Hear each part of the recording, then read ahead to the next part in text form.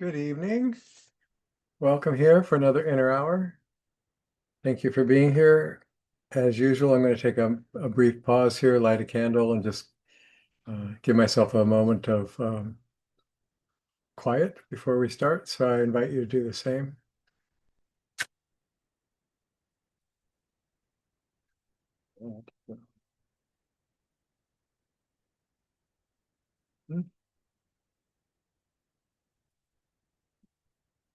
Oh, here we go.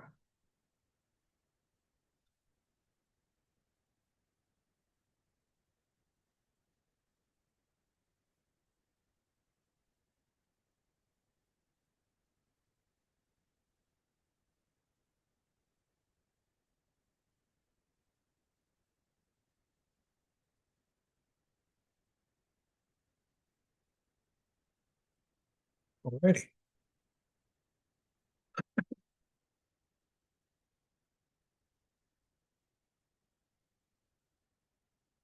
So thank you for being here. A small group tonight, so maybe, oh, well, it's getting slightly bigger.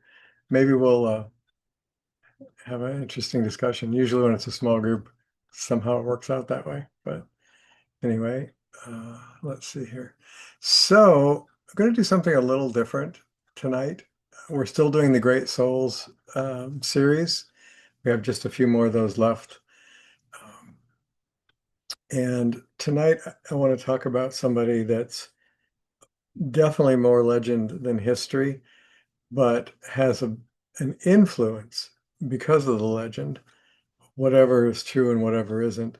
A lot of amalgamation probably around this, but it's the story of King Arthur and Queen Guinevere and the Knights of the Round Table. And there was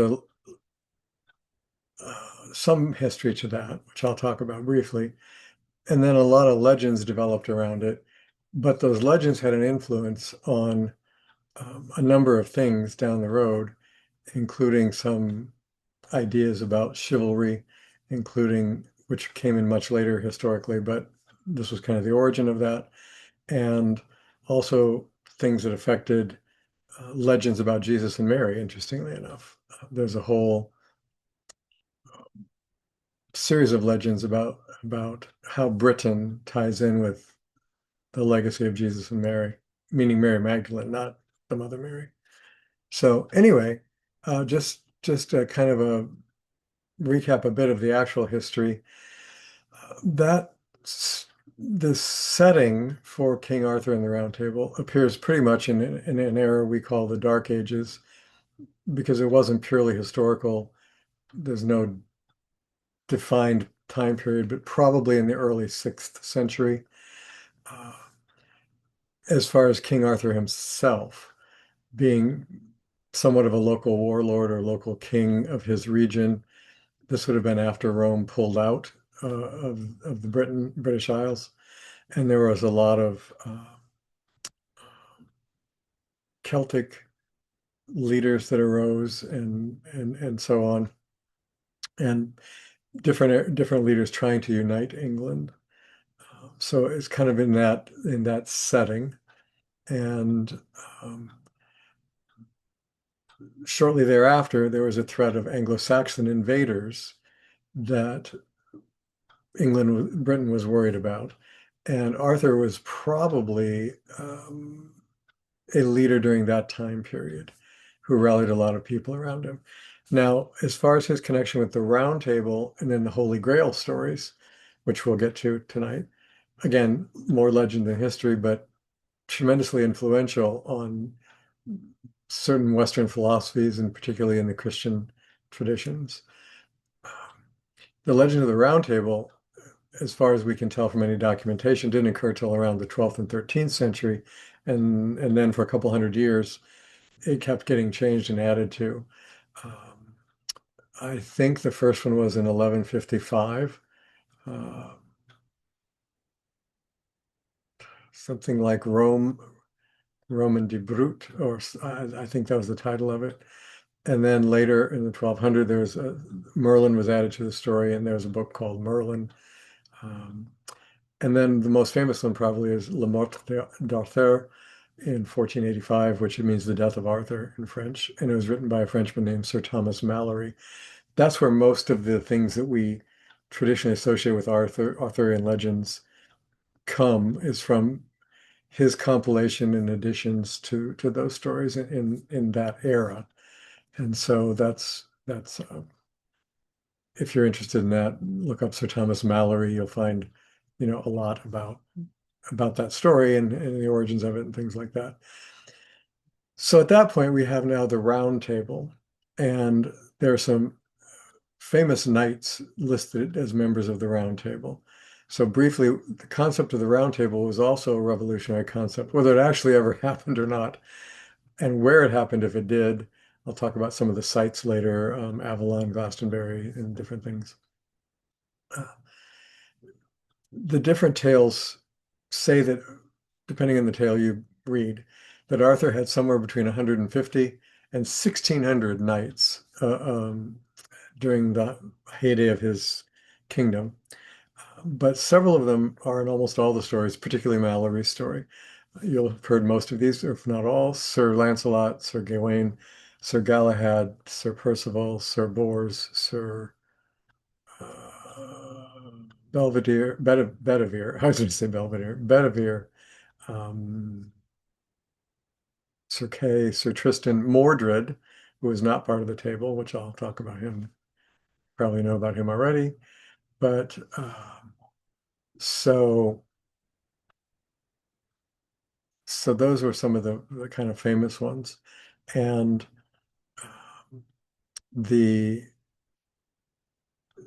the location of that glamorized again in Malory, and then the stage play called Camelot that starred originally Sir Richard Harris, and I just forgot the lady who played Guinevere. Sorry, but anyway, famous Broadway stage play for years and years, made into a movie. Both really well done, in my opinion. It took place in this place called Camelot, which was an idealized kingdom, and many scholars today associate that with an actual literal place called Cadbury Castle. There was also an Isle of Avalon, an Isle of Avalon that was a magical isle. And there was a magical lake in this magical isle where somebody called the Lady of the Lake lived. And the Excalibur stories are intimately tied to the Lady of the Lake and this Isle of Avalon. Now, later on, as historians try to piece some of this together in terms of literal places and things like that, it became primarily associated with Glastonbury, which enters into the Jesus legends. So I'll mention that as well. Glastonbury is in the southern coast of England. It's Ani and have we're fortunate to have been there. It's an amazing place. Talk about that too. It is very, very close to another famous place, not associated with Arthur, but associated with primarily the Druids, called Stonehenge, and another one called Woodhenge, with the great giant standing stones. But that's another story.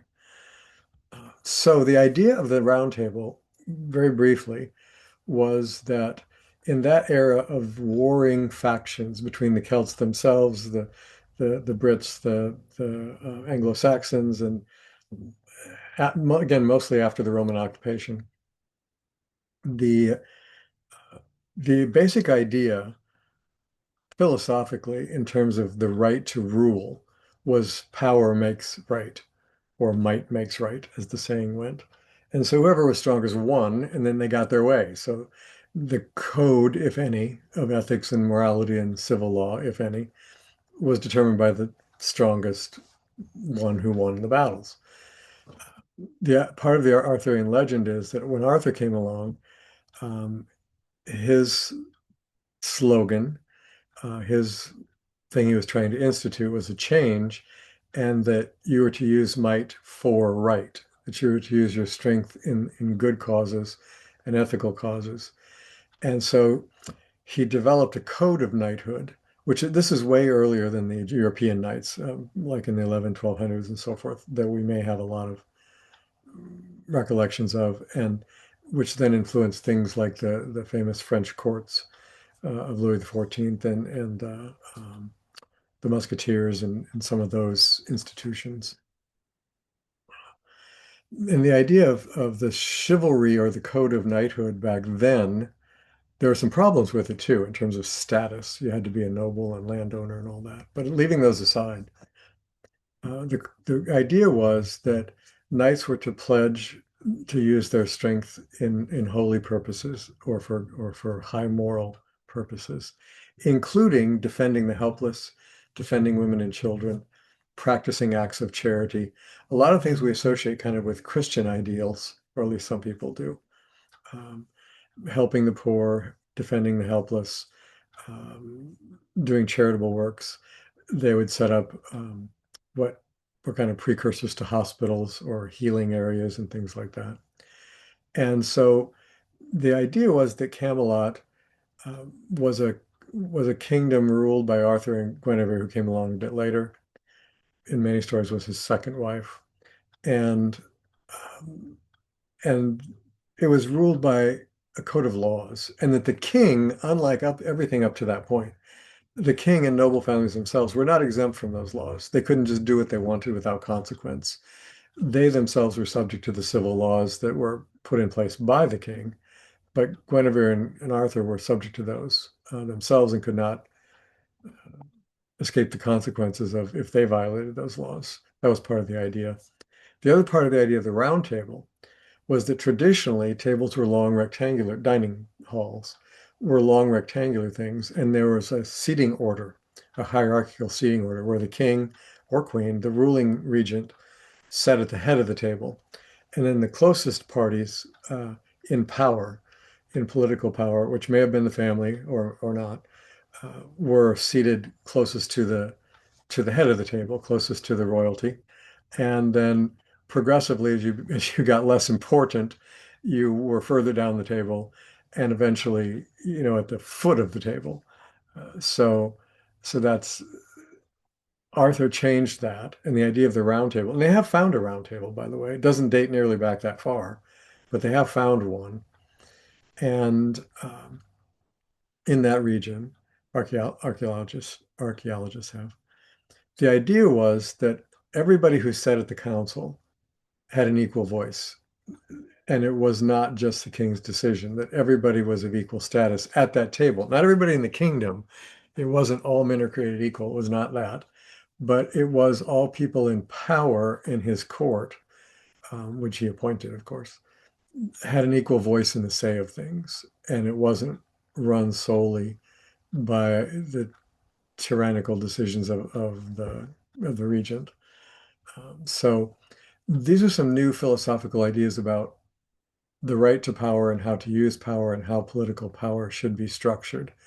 So the idea of a civil law that applied to everybody, the idea of equality among rulers or a balance of power kind of a thing, were very novel ideas back then. And so the idea was this worked for a time. And there was, peace and happiness in the kingdom and prosperity and all of that. Then complications arose, and there are lots of them based on the story. I won't go into all of them. Merlin, the famous wizard, helps Arthur to attain kingship of all England and unites England, partly through the use of Merlin's magical powers.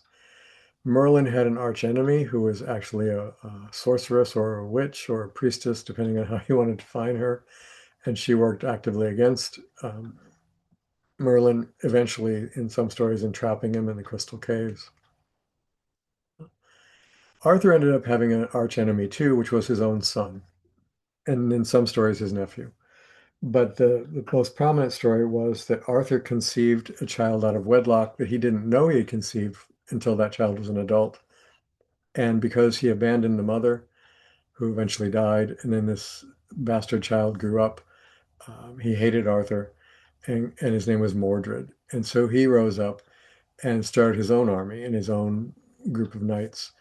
Um, in opposition to Arthur's rule, and had many conflicts with Arthur. There are many stories around that.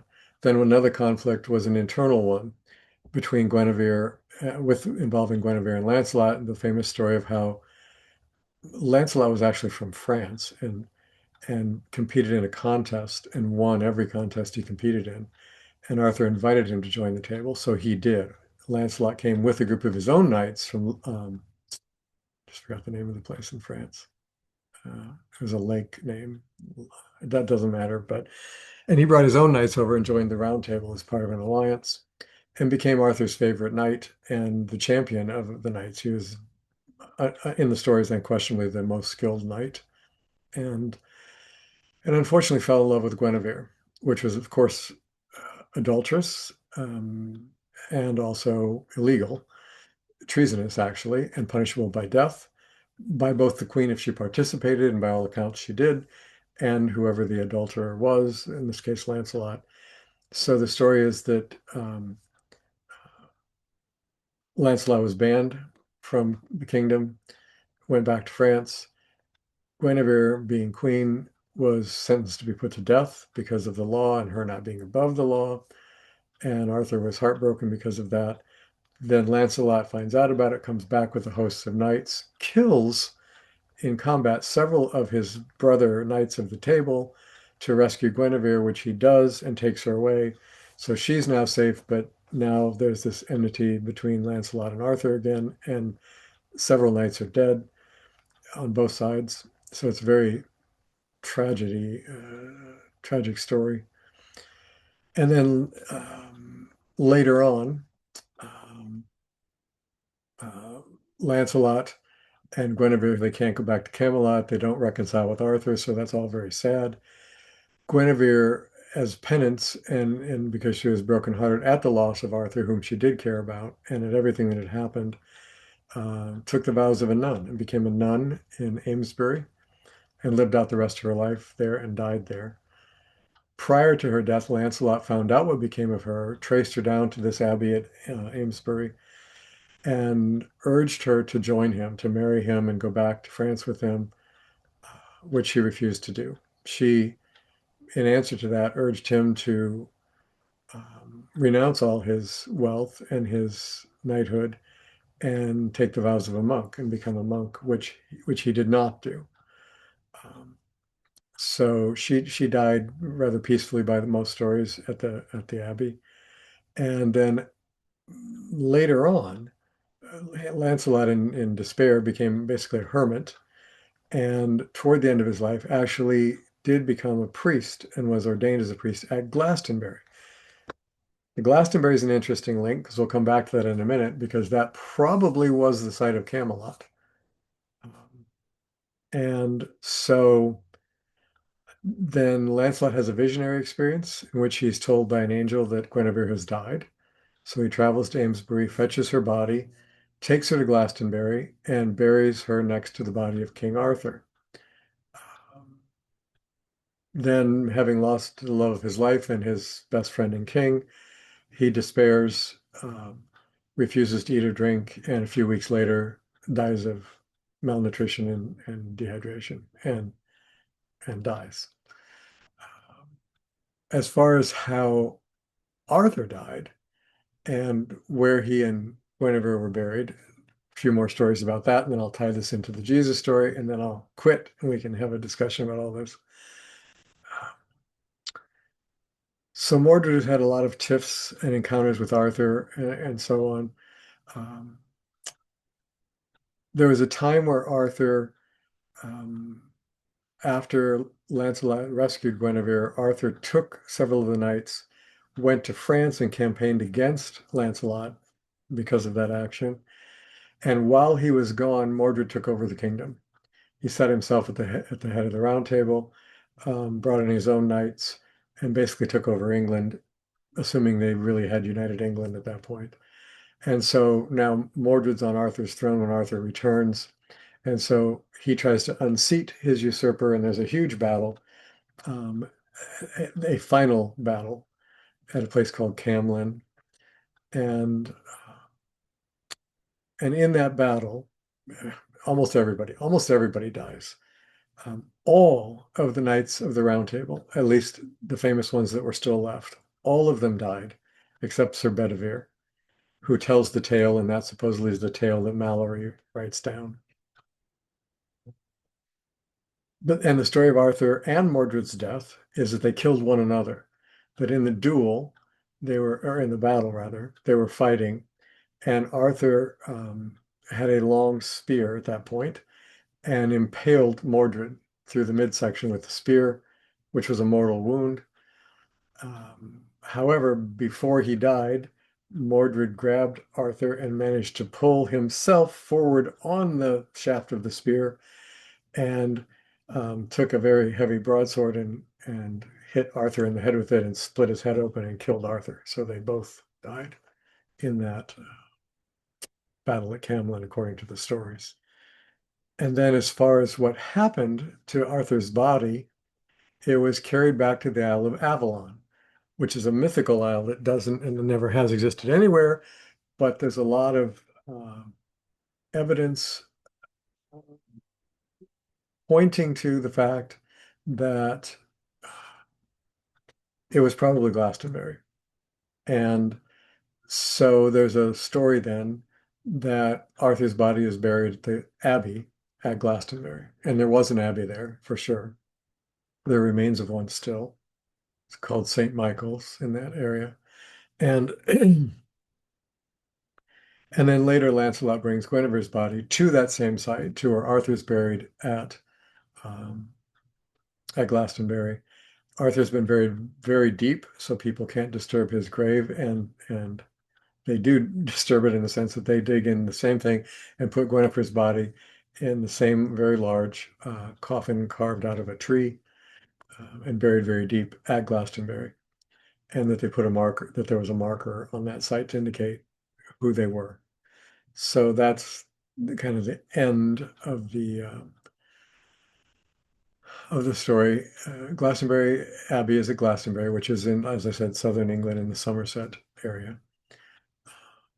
And so that's supposedly what happened to them. Now, interestingly enough, historians don't believe that story, by the way, most of them.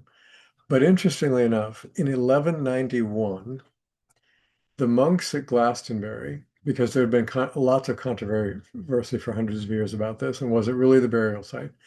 So the monks at Glastonbury used the legends that they had been told for the spot where they were buried, and they exhumed that area. They dug down the traditional 6 to 8 feet, found nothing. They kept going, and 16 feet down, which was certainly very deep, they found a giant hollowed out oak log that fits with the tail. And in it, they found both male and female skeletal remains. So they were convinced that this really was Arthur and Guinevere because it was on the spot. They were both male and female remains. They're very old. So they believed that. Um, then in 1278, King Edward, I think it would have been the first, James would probably know that, and his Queen Eleanor, maybe, they had the bodies reinterred in a black marble tomb and positioned before the altar at Glastonbury. That was in 1278. And then a few hundred years later, in 1539, King Henry VIII, whom you probably know from many of his infamous things, ordered the dissolution of the monastic orders, all of them, destroyed most of the monasteries, and destroyed the abbey at Glastonbury, ransacked the tomb, and that marble tomb and the bodies at that point have disappeared.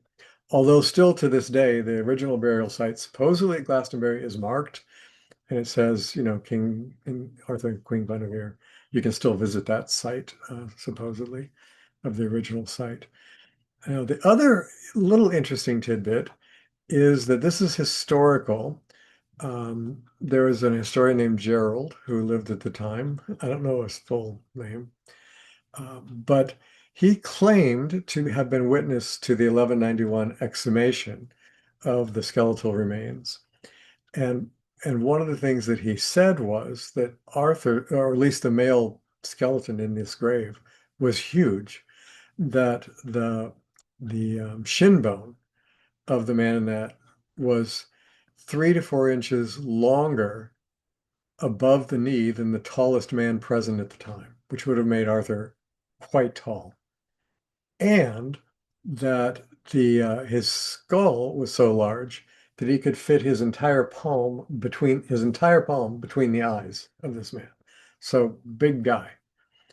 Um, and they also said that the skull itself showed several severe trauma wounds, all of which had healed back over, which Arthur would have been in a lot of battles. That would not have been surprising, including one giant fracture, massive skull fracture, which would have killed him, which also fits with the story. So, was that historical? Was it not? Um, don't know. But the philosophy and ideals certainly had an impact on knighthood later on, a few hundred years later, as that became prevalent in England and then also in primarily France and Western Europe. And some of those ideals carried forward, some of the civil ideals and law and order kind of ideals carried forward. So it had an impact philosophically. How much of it was historical or not, who knows? There are historians who note that Glastonbury had suffered a lot of severe fire damage and crop damage, and that the monks were desperate for funds, and the exhumation in bodies were a hoax. That would have been a pretty clever hoax to bury something down that far and have it not look freshly buried and have those skeletal remains there. But maybe it was to raise attention to Glastonbury and to get more people to come and to raise money and so on. So who knows? But all right, my last little bit on this legend is the connection to Jesus and Mary Magdalene. So mostly thanks to Dan Brown's book, but way before him, there are other historians who've written books on this, like Holy Blood, Holy Grail, and so on. But there have been persistent and very, very old oral legends that Jesus was married to Mary Magdalene.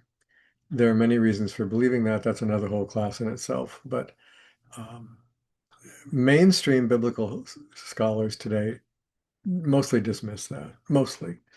There's some that do believe it, but it's a persistent legend, and historians have looked into it who are not biblical scholars, just historians, and find some credence to that to a degree.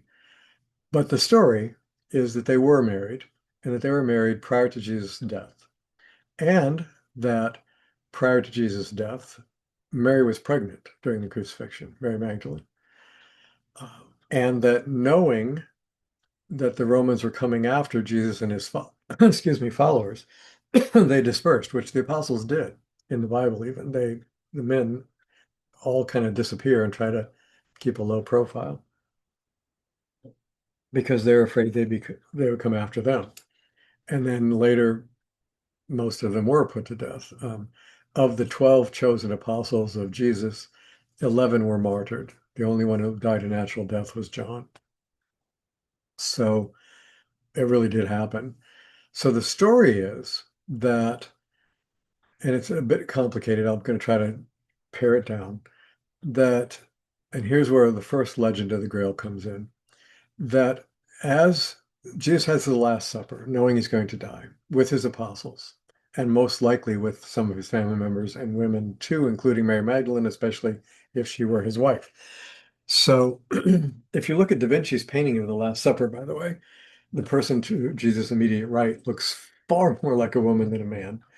And some people believe that was Mary Magdalene.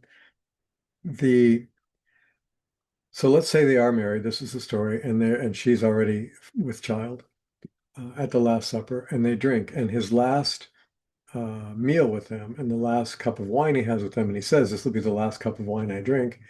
That chalice, which belonged to a wealthy household of Mary and Clopas of Jerusalem, who were not only disciples of Jesus, but were blood relatives of Jesus. Clopas was Jesus' father, Joseph's brother. So Clopas was Jesus' uncle, and Mary was his aunt. So his mother's name was Mary, his aunt's name was Mary, and his wife's name, if she was married to Magdalene, was also Mary. So, which is kind of interesting.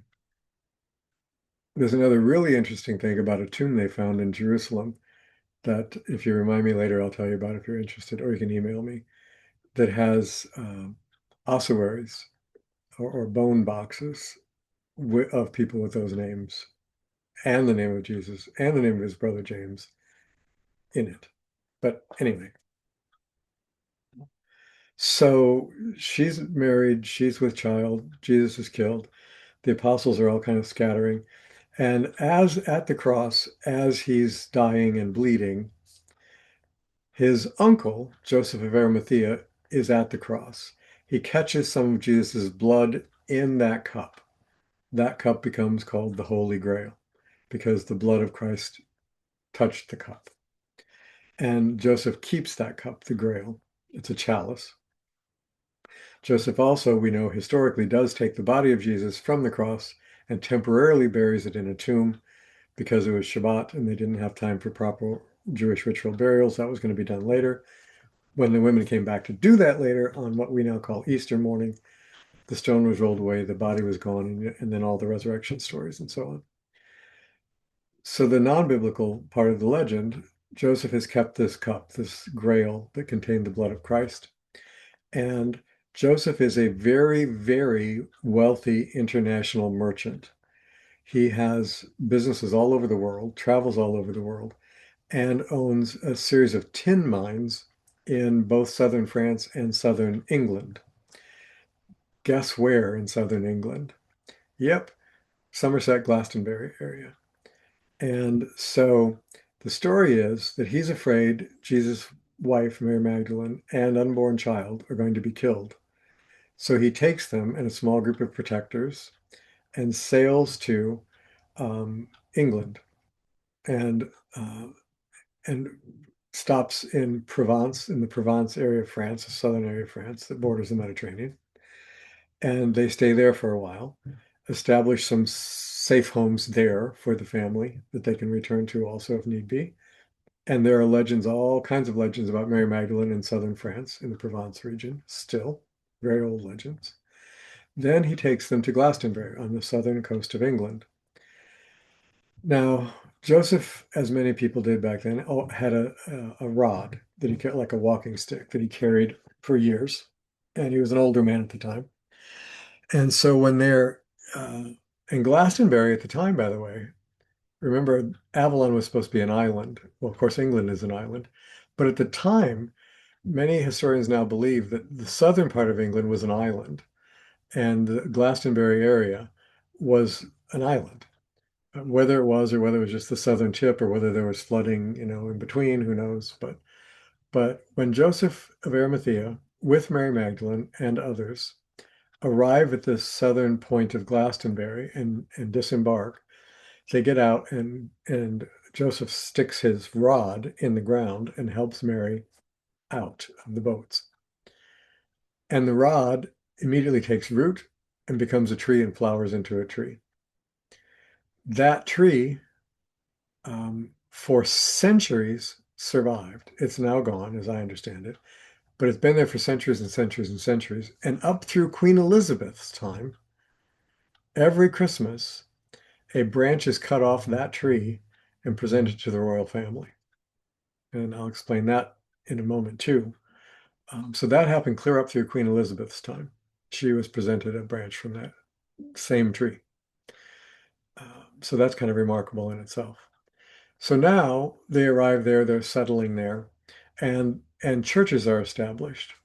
And the churches that are established in southern England, the oldest ones in Britain, are not churches of Jesus Christ.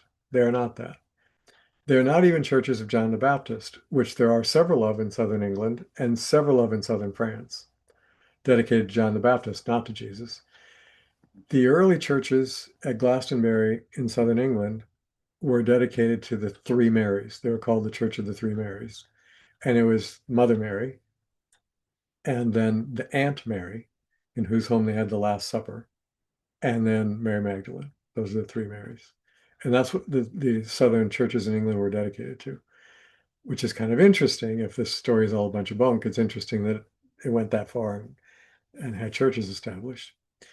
The other thing is that there began to be stories about the power of the Grail because it had the power of the blood of Christ in it. And that became a big deal in Christian mythology and Christian relic mythology.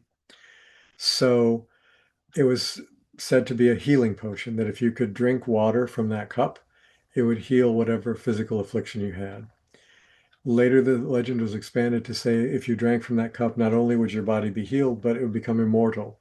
It was a like a fountain of eternal life, kind of like Ponce de Leon in Florida kind of deal, and bestow eternal life upon those who drank from it. But it was considered a very, very, very powerful relic. And Joseph of Arimathea realized that. So before he died, he decided to hide it in a place that it would not be disturbed or used for profane purposes, but at the same time could still be a blessing to people in need of healing. There is a well near Glastonbury. It's a spring-fed well. It's been there for thousands of years. It's still an active spring-fed well. And he hid and buried the chalice deep somewhere in the cistern of that well, according to the story, where it remains to this day, according to that legend. And it's now called the Well of the Chalice, or the Well of the Holy Grail. And it is an actual existing site still. You can go see it. You can sit at the well. I was going to show you a picture of Ani sitting and I sitting at the well, but I cannot find it, which is a little disturbing to me because I really like that photo. And I will probably never, I'm sure I will never be there again in this lifetime to see that. So, but if I ever find it, maybe I'll share it with you guys. And so that's kind of the legend of that. And then there became quests, and part of the Arthurian legend was, which I didn't mention yet, the quest for that cup, the quest for the Holy Grail, to unite the kingdom, to empower the king, to heal the king, especially when the king was dying from the mortal wound he received in the last battle. Several of the knights, Percival, Belvedere, Galahad, Bors, went out in search of the Grail, and and most of them failed. But according to later legends, some of them succeeded, and there are legends about some of them finding the Grail, which doesn't. We're not going to get into all that tonight because it's just too long, and it's already 7:30. So, uh, but that legend continues in the search for the Holy Grail, and then that became a Christian thing, and also a historical thing, and also a mystical and occult thing of finding this Holy Grail, which would be very powerful. So that's been going on for thousands of years and still is going on in some circles. The the untold story of that, and a more secretive story, which has come to light only much later, um, and kind of resurrected by the Holy Blood, Holy Grail book two historians put together. When you're using French or Latin for that matter, very similar. But if you say Holy Grail, for example, um, in French, it's sang, S-A-N, Graal, which means Holy Grail or Holy Cup or Holy Chalice.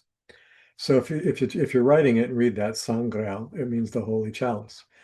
Well, these people who wrote Holy Blood, Holy Grail say that there was a secret to this legend, that the legend was all metaphorical, and it wasn't about a cup ever at all.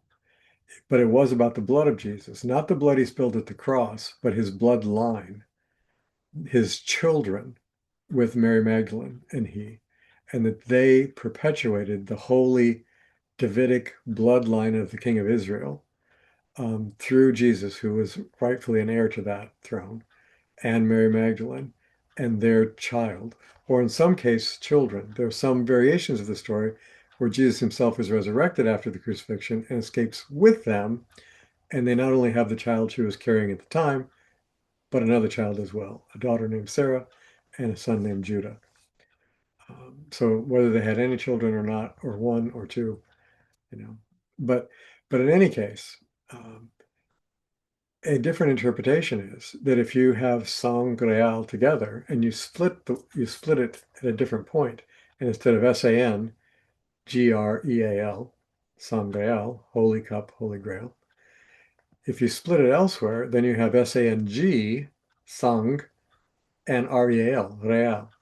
Sangreal means holy blood. So there's now teaching, and people are doing more investigations into this in ancient literature, that the hidden storyline was this was really a story about how Jesus' actual bloodline survived and left Israel and went to England, and then subsequently became both the bloodline of the Merovingian, I probably said that wrong, kings, um, and and then also subsequently and eventually the royal bloodline of England down through King Charles today, that they're part of that same bloodline. So if you go to Glastonbury ever, there are all kinds of bookshops that sell both historical and completely fictional um, stories about this whole theme of the bloodline of Jesus surviving and how it survived and what became of them and where they are. Um, and so Magdalene takes on an importance in that role too, as being able to perpetuate the bloodline of Jesus. So my last sentence about this is I've always thought it'd be interesting. They have the DNA from the blood on the Shroud of Turin, which is a highly speculative thing. Some believe in it, some don't, as the burial cloth of Jesus. If they could take that DNA and compare it to the DNA of the royal line in England right now and see what that would show. And then there's also been a tomb found in Israel, which we can talk about another time if you like. Um, and the body's there, which some biblical historians now think really is the Jesus family tomb. And they have DNA from those remains also, from the skeletal remains and the decomposition remains in those ossuaries. If they would compare those, I just think that'd be fascinating. Nobody's done that yet. I don't know why nobody's thought of it, but I think it'd be fascinating. And it could be very definitive in terms of nope, there's absolutely no connection between this tomb and the royal family, or between the shroud and the tomb, or the shroud and the 12, or there is, which would be really interesting. So okay, that's it. And the point is that legends as well as actual history can profoundly affect social changes, philosophical understanding, cultural law changes, faith systems, that those things are all in a state of flux all the time, continuing today. So I don't know why, but I thought that's not a story that's often presented, and it's a very involved story. But I thought somebody might find that interesting. So I'm going to quit talking. Anybody have any comments or questions?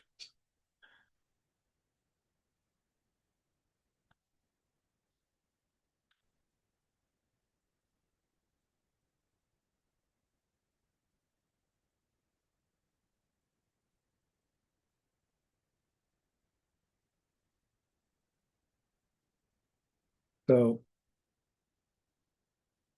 since I'm not seeing anybody yet, one other thing is if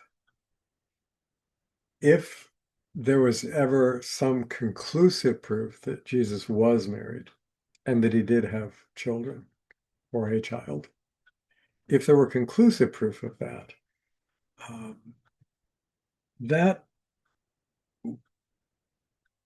to my mind, that doesn't negate any of the things in the New Testament about Jesus or his teachings whatsoever. Kind of makes it more real in the sense that Judaism is very big on family focus and on the commandment of be fruitful and multiply. The families are very important in Jewish tradition. And since Jesus and his disciples were all observant Jews in their day, uh, that would just make sense in some ways. Now, on the other hand, if the tomb they found actually contains skeletal remains of Jesus and his family, including his remains, if that's the case, then um, then that would really alter the Christian storyline of the physical resurrection and physical ascension. of Jesus where there's no more physical body, if there's a physical body found. So, hang on just a second. I'm getting 10,000 dings from messages here that I'm going to see if I can stop. Hold on a minute. No. Oh, well, hopefully you can't hear them too loudly, but they're real annoying. So anyway, yeah, that's that. And so Ani, if you're, oh, you can't talk because you don't have a microphone in there, but let me look at my calendar and see. There's another inner hour we're going to miss, and I'm trying to figure out what it is. Uh,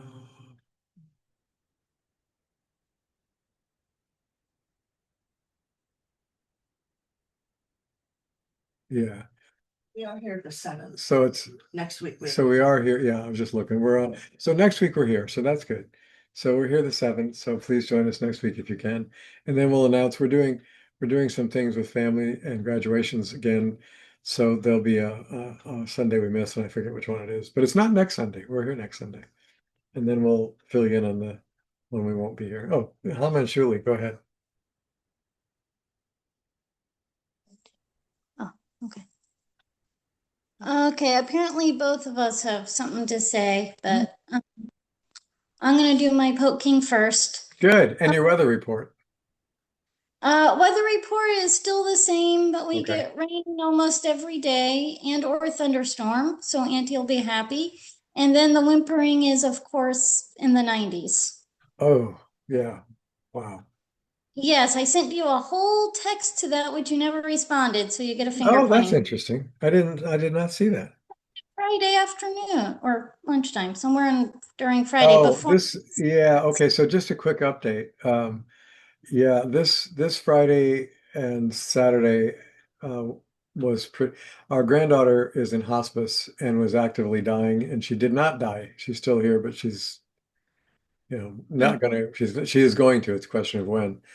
And I guess that's true of all of us. But um, anyway, so yeah, if it was on Friday, I didn't see anything. I didn't see any emails or texts or anything on Friday, and I haven't caught up yet. So I'll catch up probably tomorrow. But sorry. Well, then I have two things about that. All right.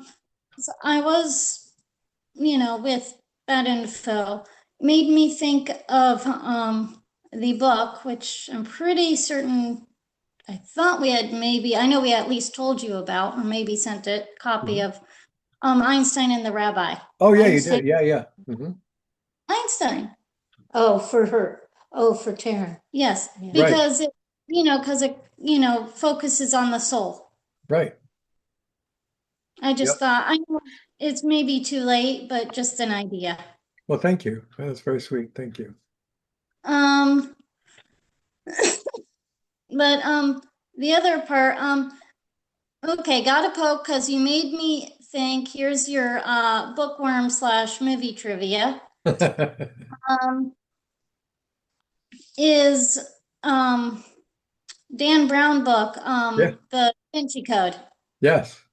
both book and movie. Yes.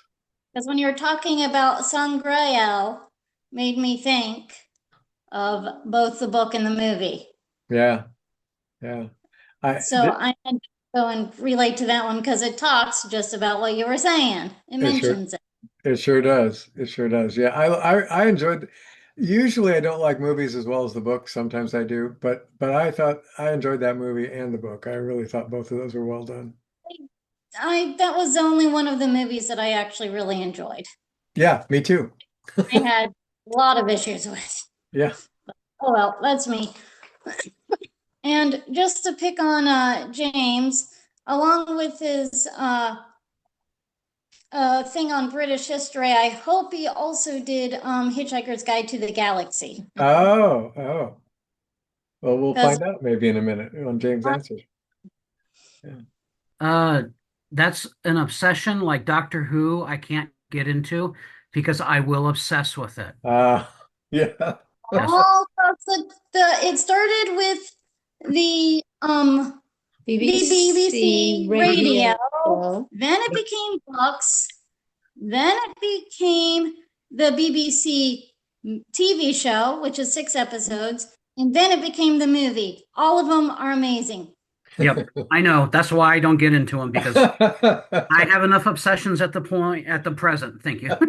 But yeah, What I can say, James, is that when I used to take life too seriously or myself, when I read Hitchhiker's Guide to the Galaxy, it helped me let go of that. definitely, definitely. All right. I hope you're at least wearing, it would be very appropriate if you were wearing the Holy Grail shirt. No, that was yesterday. That was yesterday. You're ahead of your time, James. Indeed, I am. All right, couldn't resist. I That's cool. I did want to make a comment about what we're talking about. I mean, it's all interesting and it has a lot to say about life and that sort of thing. Yeah. I found myself thinking about, though, is that, and what I found myself thinking about, is that if those kinds of things were discovered, what we humans would do with that information, Oh, yeah. and that would it lead to greater and deeper spiritual paths for people, or would it lead to more war or Yeah. More arguing? conflict. Yeah. Yeah, that's kind of where my mind was going. I was trying to see how I could take some of this in and have it feed me spiritually, and I couldn't get there. Yeah. Yeah. Yeah. I think that's a good point, and I agree with that. I think that most most challenges to established major faith traditions, most challenges to those are not well received by the body of people in those traditions. Even if some of the leaders can accept it, most of the people can't. And It's yeah, just too much for people to it's take kind of in. like, I mean, in a way, it's I know it's different, but there's a similarity consciously wise in terms of the whole alien thing as there's more talk of that in the high government offices now about releasing more of those files and about, coming clean on what they know and those sorts of things. I think if they were from our federal government, just as an example, kind of pretty irrefutable proof that aliens existed and they've been in contact with them. For some people, that would be, wow, that's great. We're not alone and wonderful. And how can we help? How can they help us with technology? And how can we connect with them? And then other people would be terrified and other people would be outraged because that doesn't fit with the biblical narrative in their opinion. And I mean, it would just, I don't really know what full disclosure of something like that would, I mean, I can see a good side to it, but I can certainly see that it would cause some really dangerous reactions in people too, if it were really to come out in a sanctioned way of, look, this is real and here are the bodies and here's the evidence or whatever it might be, So yeah, I don't know. That's where sadly my mind went, but part of that is what our world's like today. yeah, yeah. Maybe it's always been like this. I've only been around the last 74 Right, years. right. Who knows what it's been like? It Who might be. knows? Who knows? Yeah. Yeah. Well, and the other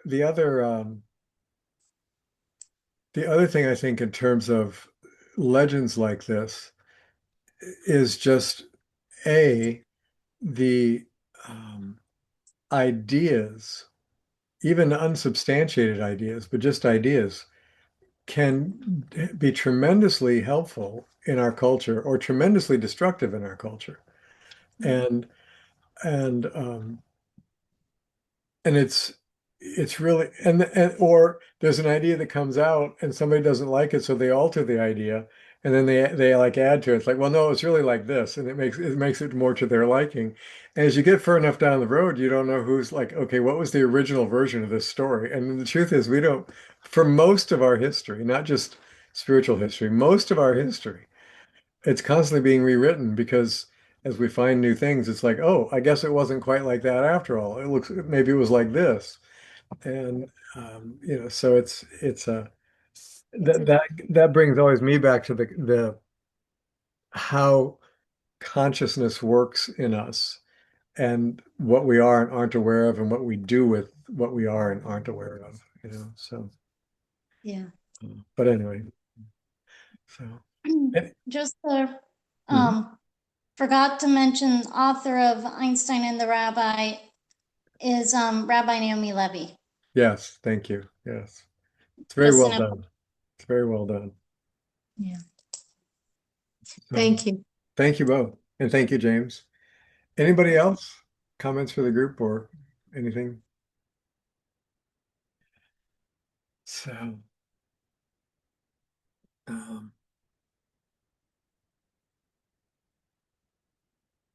the one last thing I'll mention then, and we'll wrap up tonight, is the, Oh, can I get something in Oh. quick here? oh, please, yeah, go ahead.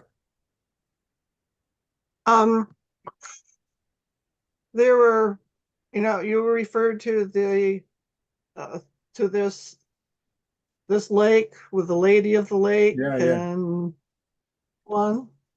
Now, I understand, and unfortunately, I don't know where it is located except in England, that there is a hill, they call it a tor, Yep.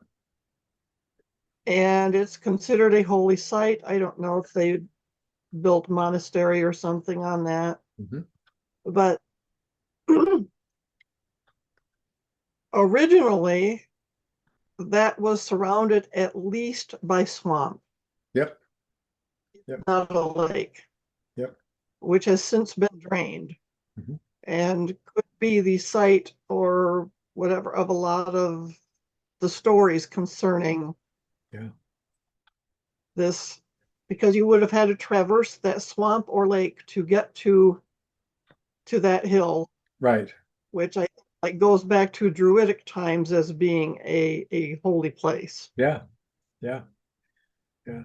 And Um, so it's not until I learned that had been underwater before, it didn't make sense. And then like, oh, okay. Right. Oh, by the way, and I remember the answer to the questions of, life, the universe, and everything. Yes.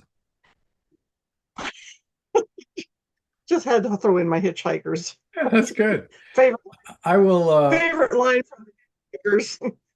I'll The show you. answer. Let me see if I can pull this up a second and I'll show you something. Yeah, this will work. Hang on one second. I'm going to do a screen share here. Maybe.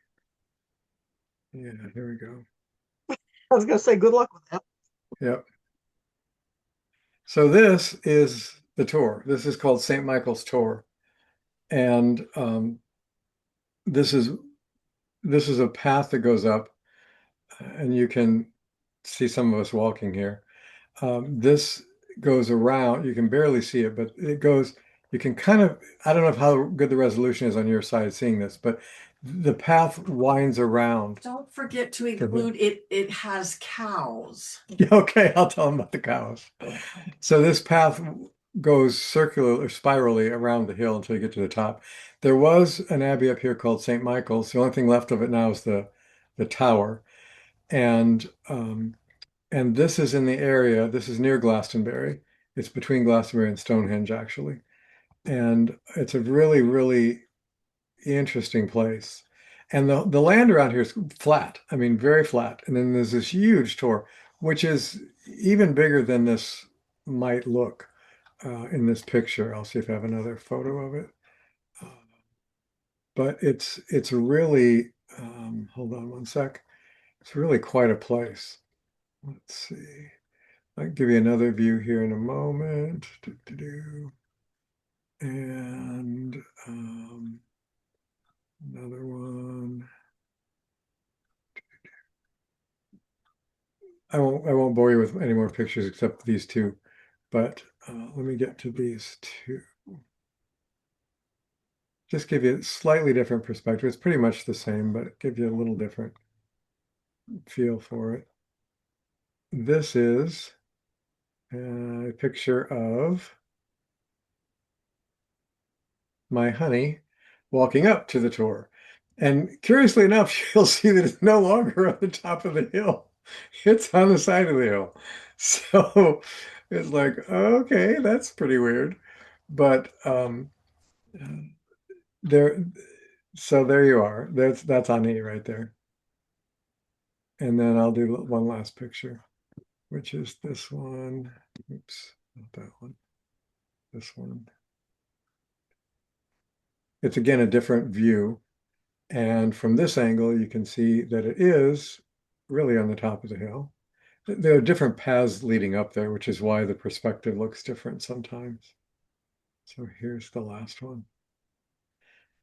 So there, you can kind of see, but not real well in this, that there are still this circular paths around. And then there's one that goes straight up the side, which is very, again, way more steep than it looks. These are large trees, not little bushes. These are big trees. So this is a long haul and it's very steep. These are people right here, way up there, itty bitty people. So that's the top of St. Michael's. Anyway, Well, it's, oh, so you cut out. Go What- ahead, Eunice. Say it again. um,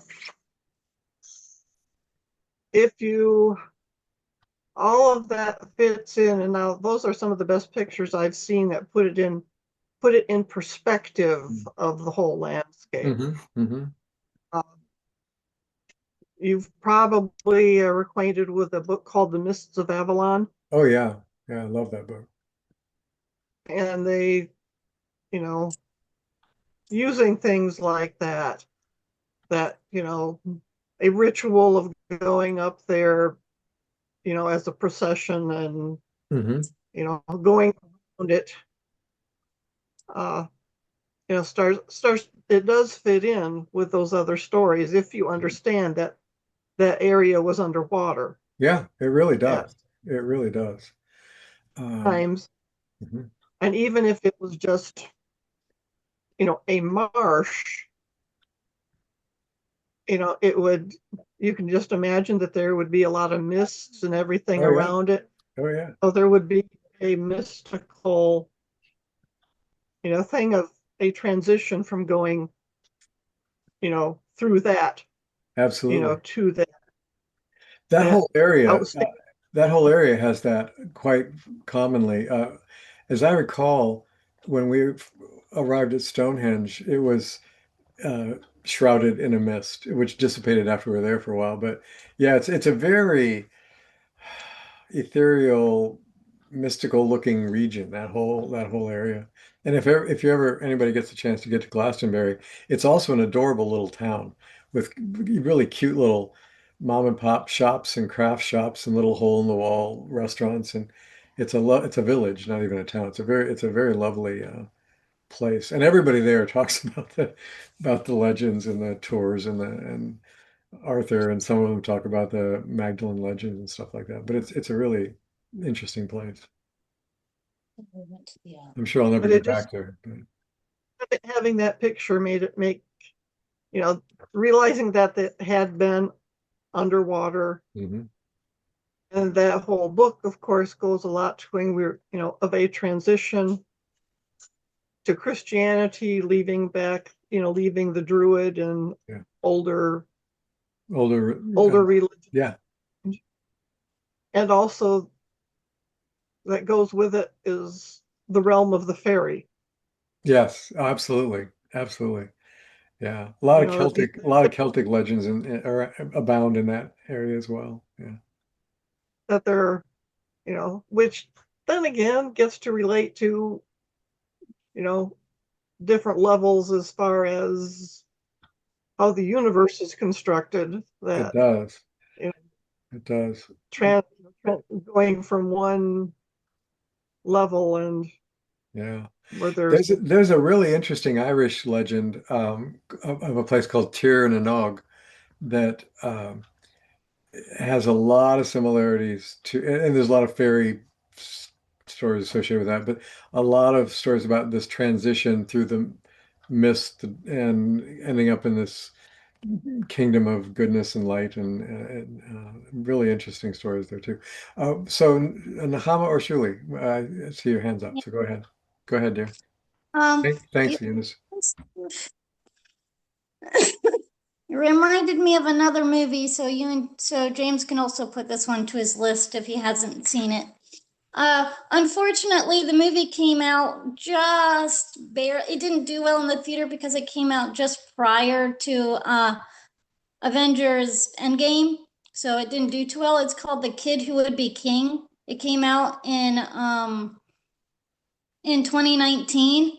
And and the main character is one of Andy Serkis's sons. So Gollum himself, one of his sons, is the main character. And it's actually a very cute film.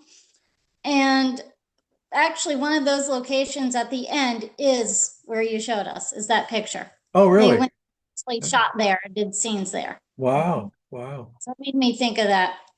That's interesting. I have not seen that, and I did not know that was any of it was shot there. That's wild. So yeah, and there is legend that was. So yeah, you're on par there. Don't worry. Thanks. Appreciate it, Shirley. Yeah, No problem. if any of you need movie recommendations or book recommendations, contact Shirley because she's amazing. Yeah. All With right. pleasure. Thank you all. Well, we'll wrap up for tonight because it's a little past time, but thanks for what y'all shared and for being here tonight. We will be here next week, and we'll probably do one more week of these. I mean, we'll do next week for sure, and then we'll probably do one more after that on the Great Souls idea. And if you have anybody in particular you want me to let me know before then, but we'll wrap that up and go into a new thing here in a couple weeks. So I hope you all have a wonderful week, and I can join with you again next Sunday. That would be great. I don't think we have anything coming up locally that I can think of. We just had a lovely gathering and potluck. Some of you were able to attend yesterday here in town. That was very, very nice. So, we had a perfect day. We did it outside actually, in this rural home in a beautiful wooded area, and it was just gorgeous. Had perfect weather. It wasn't too hot, wasn't too cold. We had some shade, man. It was really lovely. Lots of birds and butterflies, and even a cow every now and then would chime in the background. You could hear him over in the field on the other side of the woods. So, anyway. All right. Thank you all. May you have a blessed week, and may we be grateful for the gifts that we have this week. Thank you. Good night.